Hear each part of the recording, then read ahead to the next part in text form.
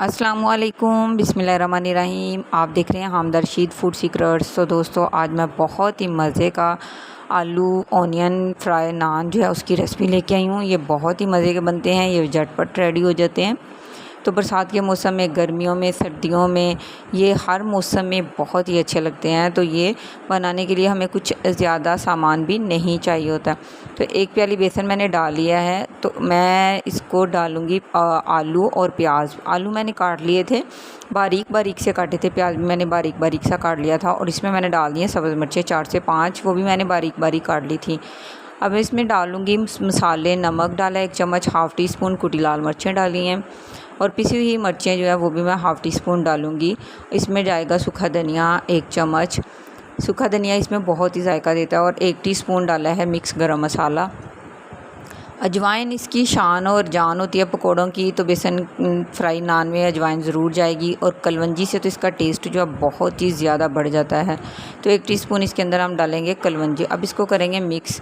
तो मुझे हाथ से मिक्स करना ज़्यादा आसान और अच्छा लगता है, जल्दी जल्दी से हो जाता है हाथों से काम करना।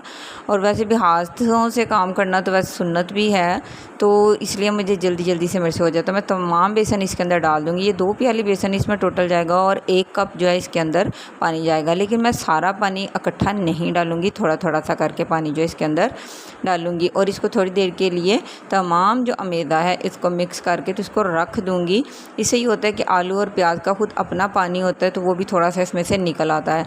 तो ये थोड़ा सा सॉफ्ट खुद ब खुद हो जाता है। अगर आपको लगे कि अभी भी ये बहुत ही सख्त है तो फिर आप इसमें थोड़ा सा 1 घूंट पानी डाल के इसको थोड़ा पतला कर सकते हैं। तो ये मैंने लिया है नान को मैं कर लूँगी 4 हिस्सों में इसके पीस बना लूँगी। तो इसी तरह आपने नान को 4 हिस्सों में कटिंग कर लेंगे तो इसको फ्राई करना बहुत ही आसान हो जाएगा। और बच्चे भी इसको बड़े शौक़ से ट्रायंगल में जो है वो बड़े शौक़ से खाते हैं। तो ये देखिए इस तरह से इतना हमारा जो बैटर है वो सख्त होना चाहिए, ना ज़्यादा पतला और ना ही ज़्यादा गाढ़ा होना चाहिए। इतना हो कि इसको हम आसानी से इसके ऊपर जो है वो फैला लें। तो इससे बहुत ही अच्छे जो है अच्छे तरीके से हमारा बेसन नान को लग जाता है। तो बेसन को लगा के 1 मिनट के लिए छोड़ दें। पर फ़ौरन से अगर आप कढ़ाई में डाल देंगे तो फिर क्या होगा, सारा बेसन ऊपर से उतर जाएगा। तो ऑयल हमारा फुल तेज़ गर्म होना चाहिए। तो ये देखिए बिल्कुल जब हम इसमें कोई चीज़ डालें तो वो ऊपर आ जाए। तो नान डाल के फिर हमने मीडियम हाई कर देना है। पहले हमारा ऑयल फुल आंच पे गर्म कर लेना हमने। उसके बाद जब हम इसमें नान डालेंगे तो फिर हमने मीडियम हाई फ्लेम कर देना। फिर हमने जल्दबाजी नहीं करनी, फिर इसको आराम सुकून से हमने हल्के हाथों से हिलाते जाना है। और चम्मच से पहले इसके ऊपर ऑयल डालेंगे तो फिर ये होगा कि अक्सर मैंने देखा है, सुना है कि सब लोग कहते हैं कि नान का सारा बेसन जो उतर गया और नान अकेला रह गया। तो इस तरह से बिल्कुल भी नहीं होगा। देखिए आप देख सकते हैं कि कितनी ज़बरदस्त तरीके से नान को मैंने किया है। इसको हम सीधा डालेंगे और उसके बाद जो है 1 मिनट के लिए रहने देंगे और दोबारा से फिर इसको उलटते पलटते रहेंगे। तकरीबन 1.5 मिनट एक साइड पे लगेगा।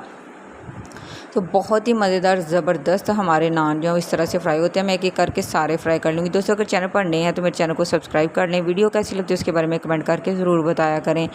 अगर वीडियो अच्छी लगती है तो लाइक शेयर ज़रूर किया करें। माशाल्लाह अल्हम्दुलिल्लाह मज़ेदार हमारे फ्राई नान जो हैं तैयार हैं।